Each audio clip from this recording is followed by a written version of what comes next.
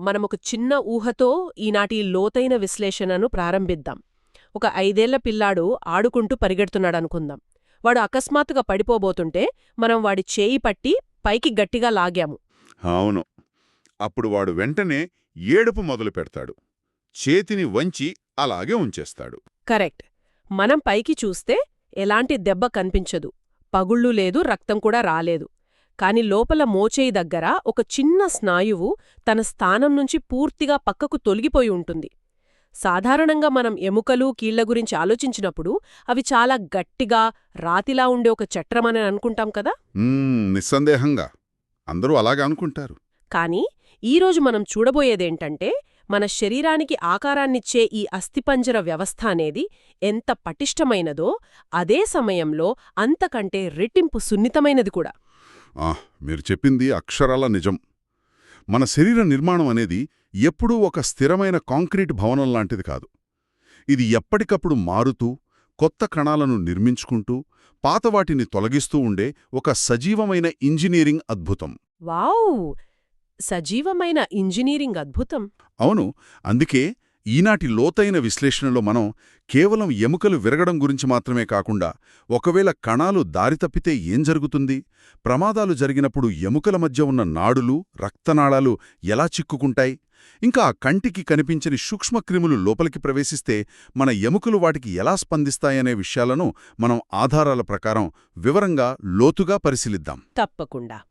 అయితే ముందుగా బయటి దెబ్బల గురించి మాట్లాడే ముందు, ఎముక లోపలే ఒక రకమైన తిరుగుబాటు జరిగితే పరిస్థితి ఎలా ఉంటుందో ఆలోచిద్దాం. అంటే కణితులు, ట్యూమర్స్ అంటారు కదా, వాటి గురించా? అవును. సాధారణంగా కణాలు నియంత్రణ కోల్పోయి అసాధారణంగా పెరిగితే కణితులు వస్తాయని మనకు తెలుసు. ముఖ్యంగా పిల్లలు లేదా యువకులలో వచ్చే ఆస్టియోసార్కోమా అనే ఒక ప్రాణాంతక ఎముక కణితి గురించి విన్నప్పుడు, అది ఫీమర్ అంటే తొడ ఎముక లేదా కాలి కింది ఎముకైన టిబియా చివర్లలో ఎందుకు ఎక్కువగా వస్తుందనే సందేహం వస్తోంది. అసలు ఈ పొడవైన ఎముకల చివర్లలో ఉన్న ఆ మెటాఫైసిస్ ప్రాంతానికి ఉన్న ప్రత్యేకత ఏమిటి? అది చాలా మంచి ప్రశ్న. పిల్లలు పెరుగుతున్న వయసులో వారి ఎముకలు పొడవుగా పెరిగేది ఈ మెటాఫైసిస్ ప్రాంతం నుంచే. అక్కడ కణాలు చాలా వేగంగా విభజన చెందుతూ ఉంటాయి. ఓహో, అంటే గ్రోత్ ఏరియా అన్నమాట. కరెక్ట్. కణాలు ఎంత వేగంగా విభజన చెందితే అక్కడ జన్యుపరమైన పొరపాట్లు జరగడానికి అంత ఎక్కువ అవకాశం ఉంటుంది కదా. ఆస్టియోసార్కోమాలో జరిగేది అదే. ఈ క్యాన్సర్ కణాలు నియోప్లాస్టిక్ ఆస్టియాయిడ్ అనే ఒక పనికిరాని అసాధారణమైన ఎముక పదార్థాన్ని ఉత్పత్తి చేయడం ప్రారంభిస్తాయి. పనికిరాని ఎముక పదార్థమా? అంటే అది ఎక్స్రేలో ఎలా కనిపిస్తుంది? మనం దీన్ని ఎక్స్రేలో చూస్తే ఒకవైపు ఎముక కరిగిపోయినట్లుగా ఒక రంధ్రంలా కనిపిస్తుంది. దీన్నే లైటిక్ అంటారు. ఇంకోవైపు చూస్తే ఆ క్యాన్సర్ కణాలు ఇష్టం వచ్చినట్లుగా ఒక గట్టి పదార్థాన్ని సృష్టించడం వల్ల అది అసాధారణంగా గట్టిపడినట్లు కనిపిస్తుంది. దీన్ని స్క్లెరోటిక్ అంటారు. అంటే ఒక క్రమపద్ధతి లేకుండా గందరగోళంగా నిర్మించిన గోడలా ఉంటుందన్నమాట. ఒకవైపు ఇల్లు కూలిపోతోంది, మరోవైపు ఆ క్యాన్సర్ కణాలు పనికిరాని ఇటుకులతో ఎక్కడ పడితే అక్కడ గోడలు కట్టేస్తున్నాయి. ఇది వినడానికే చాలా భయంకరంగా ఉంది. అవును, అది చాలా తీవ్రమైన పరిస్థితి. మరి ఇవింగ్ సార్కోమా అనేది కూడా పిల్లల్లోనే వస్తుంది కదా. కాని ఎక్స్రే చూసినప్పుడు దీని చుట్టూ ఉల్లిపాయ పొరలాంటి నిర్మాణం ఉంటుందని చదివాను. ఆ ఉల్లిపాయ ఆకారం అంటారు. అసలు క్యాన్సర్కు ఈ ఆకారానికి సంబంధమేమిటి? క్యాన్సర్ కణాలు ఉల్లిపాయ పొరల్లా మారతాయా ఏంటి? లేదు, క్యాన్సర్ కణాలు ఆ పొరలను తయారు చేయవు. ఇక్కడే మన శరీరం తనను తాను రక్షించుకోవడానికి చేసే పోరాటం మనకర్థమవుతుంది. ఇవింగ్ సార్కోమా అనేది చాలా వేగంగా పెరిగే కణితి. ఇది ముఖ్యంగా కటిభాగంలో అంటే పెల్విస్లో లేదా పొడవైన ఎముకలలో వస్తుంది. అర్థమైంది. ఆ కణితి ఎముక లోపల్నుండి వేగంగా బయటికొస్తున్నప్పుడు ఎముకపై ఉండే సన్నటి రక్షణ పొర, దాన్నే పెరియాస్టియం అంటారు, అది ఆ కణితిని ఆపడానికి ప్రయత్నిస్తుంది. అది క్యాన్సర్ను అడ్డుకోవడానికి ఆదరబాదరాగా కొత్త ఎముకను ఒక పొరలాగా వేస్తుంది. ఓహో, అంటే అడ్డుగోడ కడుతుందన్నమాట. అవును, కాని కణితి దాన్ని దాటుకొనొచ్చేస్తుంది. అప్పుడు శరీరం ఇంకొక పొర వేస్తుంది. అలా కణితి పెరిగే కొద్దీ పొరలో పొరలుగా ఎముక ప్రతిస్పందించడం వల్లే ఎక్స్రేలో అది అచ్చం ఉల్లిపాయ పొరల్లా కనిపిస్తుంది. దీన్ని ఆనియన్ స్కిన్ రియాక్షన్ అంటారు. వావ్! అంటే ఆ ఉల్లిపాయ పొరలు క్యాన్సర్ కాదు, క్యాన్సర్ను ఆపడానికి మన శరీరం కడుతున్న గోడలనమాట. మరి ఈ క్యాన్సర్ కణాలెలా ఉంటాయి? మనం మైక్రోస్కోప్లో చూస్తే ఈ ఇవింగ్ సార్కోమా కణాలు చాలా చిన్నవిగా, గుండ్రంగా, నీలిరంగులో కనిపిస్తాయి. పైగా ఇది చాలా సులభంగా ఊపిరితిత్తులకు వ్యాపించే ప్రమాదముంది. దీన్నే మెటస్టాసిస్ అంటారు. చాలా ప్రమాదకరమైనదన్నమాట. అయితే ఎముకల దగ్గర వచ్చే కణితులన్నీ ఇలా ప్రాణాంతకమేనా? అంటే మనలో చాలామందికి మణికట్టు దగ్గర చిన్న నీటి బుడగలాంటి వస్తూ ఉంటాయి కదా? అవును, గాంగ్లియాన్ సిస్ట్లు అంటారు వాటిని. కరెక్ట్, అవే. ఒకసారి నేను ఒకరి మణికట్టుపై ఉన్న ఆ బుడగపై టార్చ్ లైట్ వేసినప్పుడు అది లోపల నుంచి ఎర్రగా మెరుస్తూ కాంతిని బయటకు పంపడం నేను స్వయంగా చూశాను. ట్రాన్స్ల్యూమినేట్ అంటారు కదా. అసలిది క్యాన్సర్ కాకపోతే ఆ బుడగ ఎక్కడ్నుంచి వస్తుంది? ఏంటంటే ఇది ఎముకకు సంబంధించిన కణిత కాదు. ఇది కీళ్లు మరియు స్నాయువుల చుట్టూ ఉండే కవచాలకు సంబంధించినది. మన కీళ్లు మృదువుగా కదలడానికి లోపల ఒక రకమైన జెల్లీలాంటి ద్రవం ఉంటుంది. కొన్నిసార్లు కీలు కవచం అరిగిపోయినప్పుడు లేదా ఒత్తిడికి గురైనప్పుడు ఆ కవచం నుంచి ఒక చిన్న బుడగలాగా ఈ ద్రవం చర్మం కిందకు చొచ్చుకు వస్తుంది. దీన్నే మ్యూకాయిడ్ డీజెనరేషన్ అంటారు. ద్రవం చర్మం కిందకు వస్తుంది. ఓకే. అది స్వచ్ఛమైన ద్రవంతో నిన్నే ఉంటుంది కాబట్టే మీరు దానిపై పెన్లైట్ వేసినప్పుడు ఆ కాంతి లోపల వ్యాపించి బయట కనిపిస్తుంది. ఇవి ప్రమాదకరం కావు. చాలాసార్లు వాటంతటావే ఆ ద్రవం శరీరంలో కలిసిపోయి మాయమవుతాయి. హమ్మయ్యా, అది మంచి విషయం. మరి లైపోమా కూడా చర్మం కిందే వస్తుంది కదా? ఆ రబ్బరులాంటి ముద్ద కూడా కాంతిని అలాగే ప్రసరింపజేస్తుందా? ఇక్కడే మనం తేడా గమనించాలి. లైపోమా అనేది పూర్తిగా పరిపక్వత చెందిన కొవ్వు కణాలతో, అంటే అడిపోసైట్స్తో ఏర్పడిన కణితి. దాని చుట్టూ ఒక ఫైబ్రస్ క్యాప్స్యూల్ ఉంటుంది. కొవ్వు కణాలు. ఓకే. అందులో ఉండేది కొవ్వు ద్రవం కాదు. కాబట్టి లైపోమా గుండా కాంతి ప్రసరించదు. ముట్టుకుంటే మృదువుగా ఉండి కాస్త కదిలించడానికి వీలుగా ఉంటుంది. ఇది కూడా ప్రమాదకరం కానిదే బినైన్ ట్యూమర్ అంటారు. అంటే కణాలు పెరగడం లేదా కీళ్ల ద్రవం బయటకు రావడం లాంటి నెమ్మదిగా జరిగే మార్పులు చూశాం. కాని ఎముక నిర్మాణం ఎంత గట్టిదైనా దానికి మించిన భౌతిక ఒత్తిడి పడినప్పుడు అది విరుగుతుంది కదా? అవును, దాన్ని మనం ట్రామా అంటాం. ముఖ్యంగా అకస్మాత్తుగా పడిపోయినప్పుడు, చేతులపై భారం పడి మన కాలర్ బోన్ అంటే క్లావికల్ విరగడం మనం తరచుగా వింటాం. కాని విరిగిన ఎముక ముక్కలు పక్కపక్కన ఉండకుండా విరిగిన చోట చర్మం కింద ఎత్తుగా ఎందుకు కనిపిస్తుంది? ఒకటి పైకి ఇంకోటి కిందికి ఎందుకు లాగబడతాయి? ఎందుకంటే మన ఎముకలు గాలిలో ఊరికే తేలుతూ లేవుగదా. వాటికి ఇటువైపు కండరాలు అటువైపు లాగిపట్టి ఉంచుతాయి. ఒకసారి క్లావికల్ మధ్యలో పగులు రాగానే ఆ లాగే బలాలు స్వేచ్ఛ పొందుతాయి. అంటే రెండు వైపులా లాగుతాయా? అవును. చేతివైపు ఉన్న ఎముక ముక్కను చేతి బరువు మరియు భుజం దగ్గర ఉండే డెల్టాయిడ్ కండరం కిందికి లాగేస్తాయి. కాని ఛాతీ లేదా మెడవైపున్న ముక్కను స్టెర్నోక్లైడోమాస్టాయిడ్ మరియు వెనుక ఉండే ట్రెపేజియస్ కండరాలు చాలా బలంగా పైకి లాగుతాయి. ఇదొక టగ్ ఆఫ్ వార్ లాంటిది. ఓహో, అదన్మాట సంగతి. ఈ కండరాల పోరాటం వల్లే ఆ ముక్కలు రెండూ వేర్వేరు దిశల్లోకి వెళ్లి చర్మం కింద ఒక చిన్న ఎత్తులాంటి నిర్మాణం స్పష్టంగా కనిపిస్తుంది. వావ్! అంటే ఎముక విరగడం అనేది కేవలం ఒక కర్ర విరగడం లాంటిది కాదు. విరిగిన తర్వాత ఆ చుట్టుపక్కల ఉన్న కండరాలు చేసే పోరాటమది. భుజం తొలగడం జరిగినప్పుడు కూడా ఇలాగే కండరాల వల్ల ఇబ్బంది వస్తుందా షోల్డర్ డిస్లొకేషన్లో? భుజం జాయింట్ అనేది మనం చెయ్యిని అన్ని వైపులా తిప్పడానికి వీలుగా చాలా ఫ్లెక్సిబుల్గా ఉంటుంది. అందుకే అది సులభంగా ముందుకు తొలగిపోతుంది. దీన్నే యాంటీరియర్ డిస్లొకేషన్ అంటారు. చెయ్యి పక్కకు చాపి ఉన్నప్పుడు గట్టిగా దెబ్బ తగిలితే ఆ ఎముక తలభాగం ముందువైపుకు జారిపోతుంది.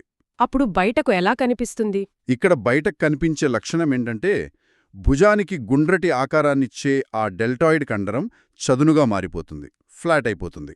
కాని అసలు ప్రమాదం ఎముకకు కాదు. భుజం కింది భాగం గుండా యాక్సిలరీ నాడి వెళుతుంది. ఎముక ముందుకు జారినప్పుడు ఈ నాడి గట్టిగా నొక్కబడి లేదా సాగదీయబడి దెబ్బతింటుంది. ఆగండి, అంటే నాడి దెబ్బతింటే కేవలం నొప్పి రావడం మాత్రమే కాదు కదా, డెల్టాయిడ్ కండరానికి సిగ్నల్స్ ఇచ్చేదే యాక్సిలరీ నాడి. కాబట్టి ఆ కండరం పక్షవాతానికి గురై చేయి పైకి లేపలేకపోవడం జరుగుతుంది. అలాగే భుజం పక్కన స్పర్శ కూడా పోతుంది. అంతేనా? మీరు చెప్పింది 100కి 100 పాళ్ళు నిజం. సరిగ్గా ఆలోచించారు. ఇది ఒక ఇల్లు కూలిపోయినప్పుడు కేవలం గోడలు పడటం కాదు, ఆ గోడల గుండా వెళ్లే కరెంటు వైర్లు, నీటి పైపులు తెగిపోవటం లాంటిది. హా, కరెంటు వైర్ల పోలిక భలే ఉందండి. ఈ వైరింగ్ సిస్టమ్ ఎంత సంక్లిష్టంగా ఉంటుందో చేటి పైభాగంపు ఎముక అయిన హ్యూమరస్ పగుళ్లు చూస్తే ఇంకా బాగా అర్థమవుతుంది. ఎముక ఏ ప్రదేశంలో విరిగింది అనేదాన్ని బట్టి కరెంటు ఎక్కడ ఆగిపోయింది అనేది చెప్పవచ్చా? ఖచ్చితంగా చెప్పవచ్చు. ఎముకను ఆనుకుని నాడులు, రక్తనాళాలు ప్రయాణిస్తాయి. ఉదాహరణకు భుజం దగ్గర హ్యూమరస్ మెడ అనగా సర్జికల్ నెక్ భాగంలో పగులు వస్తే ఆ ఎముక తలభాగానికి రక్తాన్ని అందించే సర్కంఫ్లెక్స్ ధమనులు తెగిపోతాయి. అంటే రక్తం అందకపోతే. రక్తం అందకపోతే ఆ ఎముక భాగం చనిపోతుంది. దాన్నే ఎవాస్కులర్ నెక్రోసిస్ అంటారు. అదే ఒకవేళ ఎముక మధ్యభాగంలో అంటే మిడ్ షాఫ్ట్లో విరిగితే అక్కడ ఎముకను చుట్టుకుని వెళ్లే డీప్ బ్రాకియల్ ధమని మరియు రేడియల్ నాడి దెబ్బతింటాయి. రేడియల్ నాడి దెబ్బతింటే మణికట్టును పైకి లేపలేరు. దాన్ని రిస్ట్ డ్రాప్ అంటారు. ఇది చాలా ఆసక్తికరం. చేతి పైభాగంలో ఎముక విరిగితే కింది మణికట్టు పనిచేయదు, ఎందుకంటే సిగ్నల్ పైనే కటైపోయింది కాబట్టి. మరి మోచేయి దగ్గరే సుప్రాకాండైలర్ పగులు జరిగితే ఏ వైర్లు దెబ్బతింటాయి? పిల్లల్లో ఇది ఎక్కువ అంటారు కదా. పిల్లలు పడిపోయినప్పుడు మోచేయి దగ్గర విరిగితే ముందుగా రేడియల్ నాడి ప్రమాదంలో పడుతుంది. కాని ఇక్కడొక అదృష్టమేంటంటే ప్రధానమైన బ్రాకియల్ ధమని మరియు మీడియన్ నాడి సాధారణంగా సురక్షితంగానే ఉంటాయి. ఓకే, అంటే పల్స్ బాగుంటుందా? అవును. కాబట్టి రేడియల్ నాడి దెబ్బతిన్నా సరే మణికట్టు దగ్గర నాడి కొట్టుకోవడం మామూలుగానే ఉంటుంది. డాక్టర్లు ఆ పల్స్ చూసి రక్త ప్రసరణ సురక్షితంగా ఉందని నిర్ధారిస్తారు. అద్భుతం. ఇక మన మొదట్లో ఆ 5 ఏళ్ల పిల్లాడి మోచేయి స్నాయువు పక్కకు జరగడం గురించి చెప్పాను కదా, దాన్ని నర్స్ మెయిడ్స్ ఎల్బో అంటారు కదా. అసలు ఆ పేరెందుకొచ్చింది? పూర్వం చిన్నపిల్లలను చూసుకునే నర్సులు లేదా ఆయాలు వాళ్లను నడిపించేటప్పుడు పిల్లలు మొండికేస్తే వాళ్ల చెయ్యి పట్టుకుని గట్టిగా పైకి లాగేవారు. 5 ఏళ్లలోపు వయసులో రేడియల్ ఎముక తలభాగాన్ని పట్టి ఉంచే వార్షిక స్నాయువు అంటే యాన్యులర్ లిగమెంట్ అంత గట్టిపడి ఉండదు. కాబట్టి లాగగానే అది జారిపోతుందా? కరెక్ట్. చెయ్యి లాగగానే ఆ స్నాయువు ఎముక మీదుగా పక్కకు జారిపోయి చిక్కుకుపోతుంది. ఆ స్నాయువు అలా జారడం వల్లే పిల్లాడు నొప్పి భరించలేక చేతిని వంచి ఉంచుకుంటాడు. డాక్టర్లు ఒక చిన్న మిలిక తిప్పి దాన్ని మళ్లీ స్థానంలో కూర్చోబెడతారు. అర్థమైంది.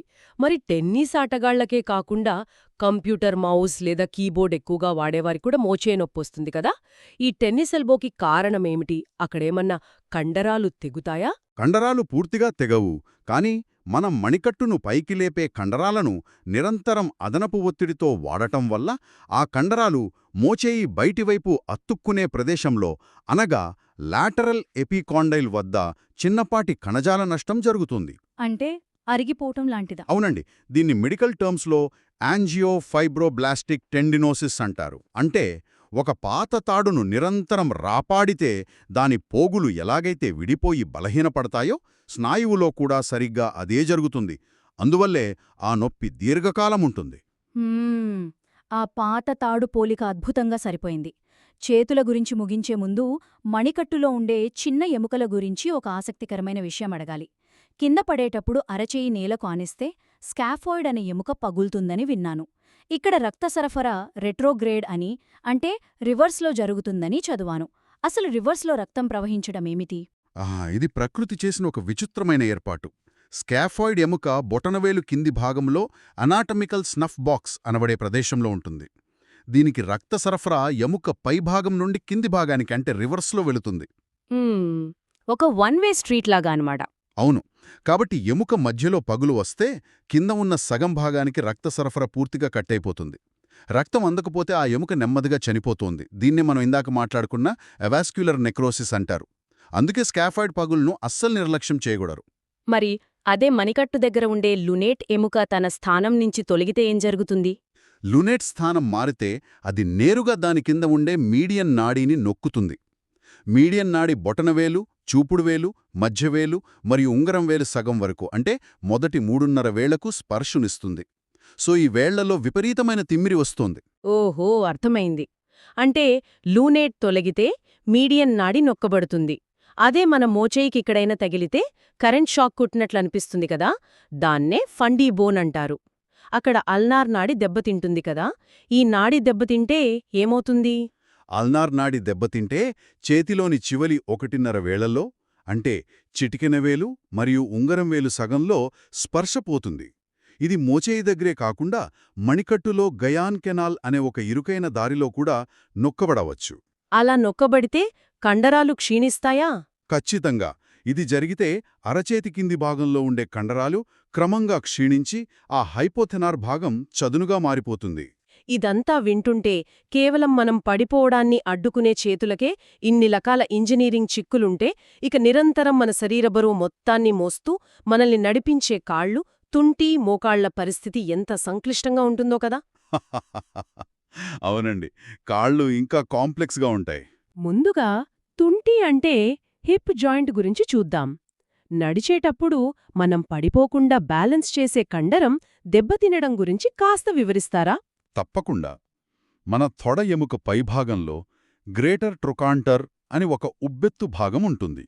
దీనికి గ్లూటియస్ మీడియస్ అనే ముఖ్యమైన కండరం అతుక్కుని ఉంటుంది.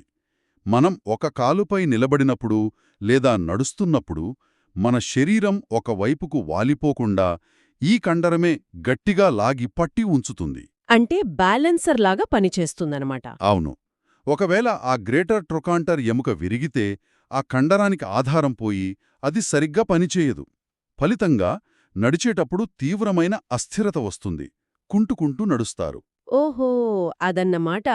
మరి కారు ప్రమాదాల్లో డాష్బోర్డ్ కాలుకు బలంగా తగలడం వల్ల తుంటి జాయింట్ వెనక్కి తొలుగుతుందని అంటారు. అది జరిగినప్పుడు కాలు పొట్టిగా అయిపోవడమేమిటి?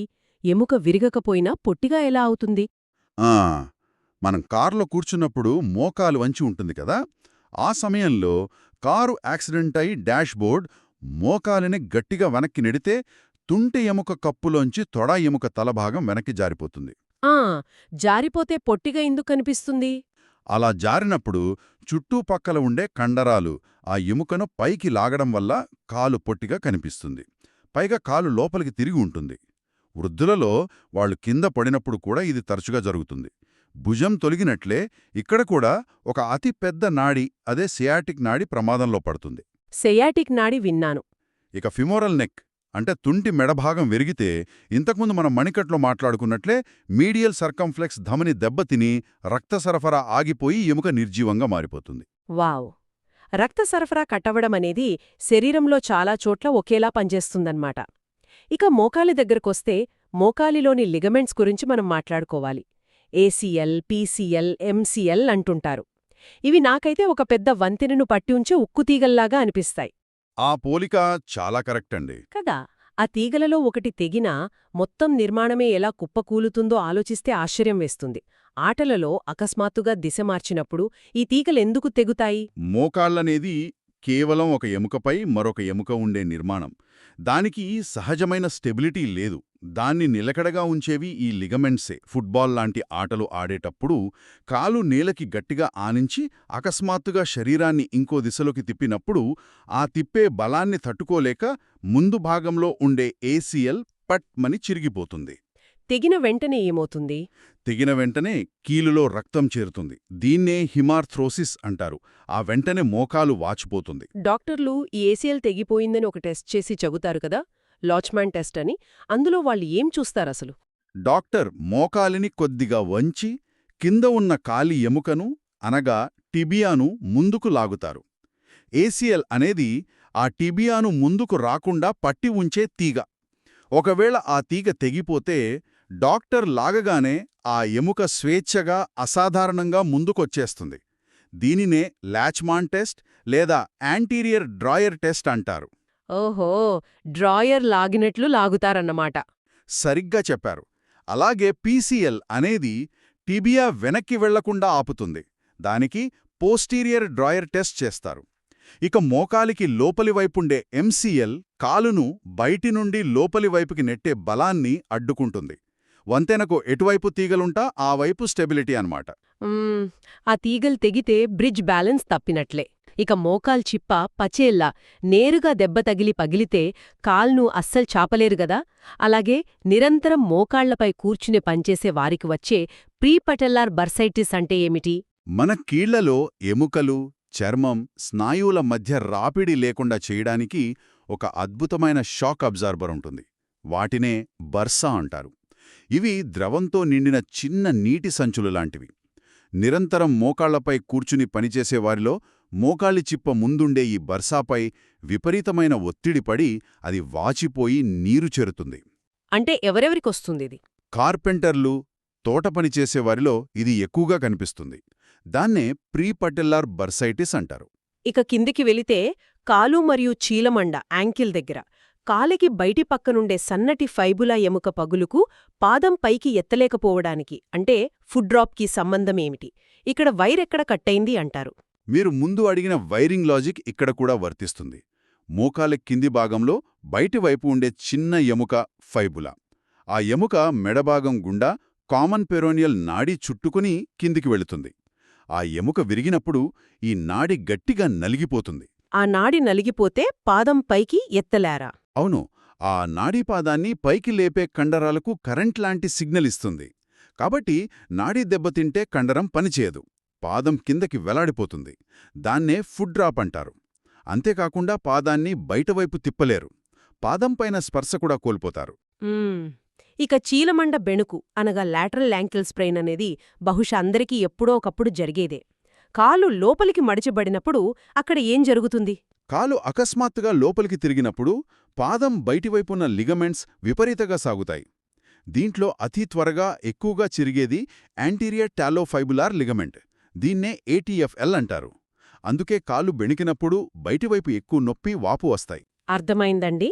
ఇంతవరకు దెబ్బలు పడిపోవడం లాంటి ప్రమాదాలు బయటనుంచి వస్తే ఏం జరుగుతుందో విశ్లేషించాం. కాని శత్రువు బయటినుంచి కాకుండా లోపలినుంచే విషంతో దాడి చేస్తే బ్యాక్టీరియా, రక్తప్రసరణ లోపాలు మరియు జన్యుపరమైన సమస్యలు ఎముకలను ఎలా నిర్వీర్యం చేస్తాయో చూద్దాం. ఆస్టియోమైలిటిస్ అనబడే ఎముక ఇన్ఫెక్షన్ సాధారణంగా రక్తంలో నుంచే వస్తుంది కదా. అది ఎముక అంతటా కాకుండా పిల్లల్లో కేవలం చివర్లో ఉండే మెటాఫిసిస్ దగ్గరే ఎందుకు తిష్టవేస్తుంది? ఇదొక ట్రాప్ లాంటిదండి. పిల్లల పెరుగుతున్న ఎముకల చివర్లో రక్తనాళాలు యూటర్న్ తీసుకుంటాయి. అక్కడ రక్త ప్రసరణ చాలా నెమ్మదిగా, చిన్న చిన్న సరస్సుల్లాగా ఉంటుంది. ఓహో, స్లో ఫ్లో అన్నమాట. అవును, ఎక్కడైతే నీరు నెమ్మదిగా పారుతుందో అక్కడ చెత్త సులభంగా పేరుకుపోతుంది కదా. అలాగే రక్తంలో ప్రవహిస్తున్న బ్యాక్టీరియా అక్కడ సులభంగా ఇరుక్కుపోయి స్థిరపడుతుంది. ఈ ఇన్ఫెక్షన్కు కారణమయ్యే వాటిలో రారాజు ఎవరంటే స్టెఫైలోకాకస్ ఆరియస్ అనే బ్యాక్టీరియా. విన్నాను. దీని తర్వాత స్ట్రిప్టోకాకస్ పయోజెనిస్ ఉంటుంది. ఒకవేళ ఈ ఆస్టియోమైలిటిస్ వెన్నుముకకు వస్తే విపరీతమైన జ్వరంతో పాటు తీవ్రమైన వెన్నునొప్పొస్తుంది. ముఖ్యంగా టీబీ వ్యాధి ఊపిరితిత్తుల నుండి వెన్నుముకకు పాకితే ఆ ఎముకలు కరిగిపోయి వెన్నుపాము వంగుతుంది. దానిని పాట్స్ డిసీజ్ అంటారు. ఊపిరితిత్తుల నుంచి ఎముకను కరిగించే స్థాయికి వెళ్తుందన్నమాట. చాలా భయంకరం. మరి సెప్టిక్ ఆర్థరైటిస్ అనేది కీళ్లలో వచ్చే ఇన్ఫెక్షన్ కదా. మామూలు వయసు మీద పడి వచ్చే కీళ్ల నొప్పుల కంటే ఇది ఏ విధంగా అత్యవసరం? మామూలు కీళ్ల నొప్పులు ఎముకలు అరగడం వల్ల వస్తాయి. కానీ సెప్టిక్ ఆర్థరైటిస్ అనేది కీలు లోపల జరుగుతున్న ఒక తీవ్రమైన యుద్ధం లాంటిది. బ్యాక్టీరియా కీలు ద్రవంలోకి ప్రవేశించినప్పుడు మన రోగనిరోధక కణాలు అనగా తెల్ల రక్త కణాలు వాటిపై దాడి చేస్తాయి. అప్పుడు డాక్టర్లు ఎలా గుర్తిస్తారు? డాక్టర్లు ఆ సైనోవియల్ ద్రవాన్ని సూది ద్వారా బయటికి తీసి పరీక్షించినప్పుడు అందులో 1,00,000కు పైగా తెల్ల రక్త కణాలుంటాయి. అది అక్షరాలా ఒక రణరంగం. మైక్రోస్కోప్లో స్ఫటికాల్లాంటివేమీ కనిపించవు, కేవలం కణాలుంటాయి. వెంటనే యాంటీబయోటిక్స్ ద్వారా ఆ బ్యాక్టీరియాను చంపకపోతే కొన్ని రోజుల్లోనే ఆ బ్యాక్టీరియా మరియు ఆ యుద్ధంలో విడుదలైన ఎంజైమ్లు కీలును పూర్తిగా తిరిగి కోలుకోలేని విధంగా కరిగించి నాశనం చేస్తాయి. ఒక కీలును కరిగించి నాశనం చేయడం, వావ్! ఇంకొక బ్యాక్టీరియా క్లాస్ట్రీడియం పర్ఫ్రింజెన్స్ కూడా ఇలాగే కణాలను కరిగించే ఒక భయంకరమైన విషాన్ని విడుదల చేస్తుందని విన్నాను. ఆ క్లాస్ట్రీడియల్ మయోనెక్ట్రోసిస్లో అసలు బ్యాక్టీరియా ఏం చేస్తుంది? ఈ బ్యాక్టీరియా నేరుగా కణాలపైనే దాడి చేస్తుంది. ఇది లెసిథినేజ్ లేదా ఆల్ఫా టాక్సిన్ అనే ఒక భయంకరమైన ఎంజైమ్ను విడుదల చేస్తుంది. మన శరీరంలోని కణాల చుట్టూ ఉండే పొర ఫాస్ఫోలిపిడ్స్తో తయారవుతుంది కదా. ఈ టాక్సిన్ నేరుగా ఆ పొరలను కరిగించేస్తుంది. కణాల గోడలు బద్దలైతే ఏమవుతుంది? కణాలు చనిపోతాయి. అవును, కణాలు చనిపోతాయి, కండరాలు కుళ్ళిపోతాయి. ఇది ప్రాణాపాయ స్థితి. అంటే కేవలం ఒక రసాయనాయుధంతో కణాలను బ్లాస్ట్ చేస్తుందన్నమాట.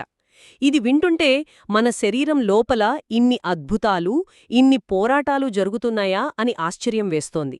అయితే బయటి నుంచి బ్యాక్టీరియా రాకపోయినా కొన్ని దైహిక వ్యాధులు కూడా ఎముకలను చంపుతాయి కదా. ఆస్టియోనెక్రోసిస్ అంటే ఎముక చనిపోవడం గురించి ఇందాక ఫిమురల్ నెక్ పగుల్లో విన్నాము. అసలు పగులు లేకపోయినా రక్తమెలా ఆగిపోతుంది? రక్తం తీసుకువెళ్లే పైపులు మూసుకుపోతే రక్తం ఆగిపోతుంది కదండి. ఉదాహరణకు సికిల్ సెల్ డిజీజ్లో ఎర్ర రక్త కణాలు కొడవలి ఆకారంలోకి మారి రక్తనాళాల్లో ఇరుక్కుపోయి బ్లాక్ చేస్తాయి. అప్పుడు ఎముకకు రక్తం అందదు. ఓహో, ఇంకా వేరే కారణాలున్నాయా? ఉన్నాయి. అలాగే ఎక్కువ మోతాదులో స్టెరాయిడ్స్ వాడినా, విపరీతంగా మద్యం సేవించినా మరియు లూపస్ లాంటి ఆటో ఇమ్యూన్ వ్యాధులలో కూడా రక్తనాళాలు దెబ్బతిని ఎముకకు, ముఖ్యంగా తొడ ఎముక తలభాగానికి రక్తం అందక ఆస్టియోనెక్రోసిస్ వస్తుంది. అంటే కారణం ఏదైనా ఎముకకు రక్తమందకపోవడమే ఇక్కడ సమస్య. వృద్ధాప్యంలో వచ్చే ఆస్టియోపోరోసిస్ గురించి చదువుతున్నప్పుడు నాకొక సైన్స్ ఫిక్షన్ కథ చదివిన ఫీలింగ్ వచ్చింది. మన శరీరంలో ఎముకలను తినే కణాలుంటాయట కదా. డెనోసుమాబ్ అనే మందు ఈ కణాలను ఒక మారువేషంలో వెళ్లి ఎలా మోసం చేస్తుందో వివరిస్తారా? తప్పకుండా. ఇది చాలా అద్భుతమైన మెకానిజం. మన శరీరం ఎప్పుడూ ఒకే ఎముకతో ఉండదు. పాత ఎముకను కరిగించి అక్కడ కొత్త ఎముకను నిర్మించే ప్రక్రియ రోజూ జరుగుతోంది. ఇక్కడ పాత ఎముకను కరిగించి తినేసే కణాలను ఆస్టియోక్లాస్ట్ అంటారు.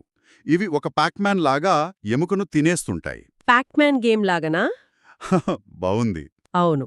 అయితే ఈ కణాలు పుట్టాలంటే కణాల మధ్య ర్యాంక్ మరియు ర్యాంక్ ఎల్ అనే 2 సిగ్నల్ అణువులు కలవాలి. ఇవి కలిస్తేనే తినే కణాలు పుడతాయి. అంటే మన శరీరం ఆ కణాలను నియంత్రించకపోతే అవి మొత్తం ఎముకలను గుల్లజేసి తినేస్తాయా? కరెక్ట్. అందుకే మన దేహం స్వయంగా ఓపీజీ అనే ఒక ప్రోటీన్ను తయారు చేస్తుంది. ఈ ఓపీజీ వెళ్లి ర్యాంక్ ఎల్ని కౌగిలించుకుని బ్లాక్ చేస్తుంది. తద్వారా సిగ్నల్ కట్ అయిపోయి ఎముకలు తినే కణాలు పుట్టవు. ఓహో, ఓపీజీ మన రక్షకుడన్నమాట. అవునండి. కానీ వృద్ధాప్యంలో, ముఖ్యంగా మహిళల్లో మెనోపాజ్ తర్వాత ఈ ఓపీజీ ఉత్పత్తి పడిపోతుంది. ఫలితంగా ఎముకలు తినే కణాలు ఇష్టమొచ్చినట్లు పెరిగిపోయి ఎముకలను గుల్లచేస్తాయి. అదే ఆస్టియోపోరోసిస్. ఇప్పుడు మీరు చెప్పిన డెనోసుమాబ్ అనే మందు అచ్చం ఓపీజీలాగే మారువేషంలో వెళ్లి ర్యాంక్ ఎల్ని అడ్డుకుని ఆ తినే కణాలకు సిగ్నల్ వెళ్లకుండా బ్లాక్ చేస్తుంది. అలా ఎముకల క్షీణతను ఆకుతుంది. ఇది వినడానికి ఎంత అద్భుతంగా ఉందో. ఒక చిన్న మాలిక్యులర్ సిగ్నల్ మొత్తం ఎముక సాంద్రతనే కాపాడేస్తుంది. ఇదే విధంగా సిగ్నల్స్ తప్పుగా వెళితే వచ్చే ఇంకో విచిత్రమైన సమస్య మెక్యూన్ ఆల్బ్రైట్ సిండ్రోమ్ గదా. ఇందులో ఏదో ఒక చిన్న జన్యు లోపం మొత్తం శరీర వ్యవస్థను ఎలా అతలాకుతలం చేస్తుందో చెప్పగలరా? ఇది మన కణాల లోపల ఉండే ఒక టెలిఫోన్ ఎక్స్చేంజ్ దెబ్బతినడం లాంటిది. ఈ సిండ్రోమ్లో కణాల లోపల సిగ్నల్స్ పంపే జీ ప్రోటీన్ పాత్వేలో ఒక ఉత్పరివర్తన అనగా మ్యూటేషన్ జరుగుతుంది. ఈ మార్పు వల్ల కణాలు నిరంతరం ఆన్ మోడ్లోనే ఉండిపోతాయి. ఆన్లో ఉండిపోతే ఏమవుతుంది? ఈ ఒక్క తప్పు సిగ్నల్ వల్ల 3 ప్రధాన సమస్యలొస్తాయి. 1, ఎముకలు విపరీతంగా గందరగోళంగా పెరిగి బలహీనపడతాయి. దీన్నే ఫైబ్రస్ డిస్ప్లాసియా అంటారు. 2, హార్మోన్లు ఇష్టం వచ్చినట్లు ఉత్పత్తి అయి ఎండోక్రైన్ అసాధారణతలొస్తాయి.